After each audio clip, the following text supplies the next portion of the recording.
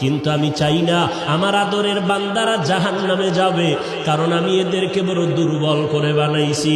ওয়া খুলিকাল ইনসানু যায়ীফা, মানুষের মতো দুর্বল কিছু বানাই নাই। এই মানুষ এতটাই দুর্বল, সূর্যের গরম সইতে পারে না, মশার কামড় সহ্য করতে পারে না। এই মানুষগুলোকে আমি আল্লাহ চাই না ওরা জাহান্নামের আগুনে জ্বলবে, ওরা কবরে গিয়া মাটির চাপা খাবে। আমি আল্লাহ চাই আমার প্রত্যেকটা বান্দা বান্দি যেন জান্নাতি হইয়া কবরে আসতে পারে। এটা জান্নাতের বাগান, কথা কোন ঠিক কিনা? এরপরে বলা হয়েছে কইতাম নি বাগান, লা ইয়াফনা শাবাবুহুম।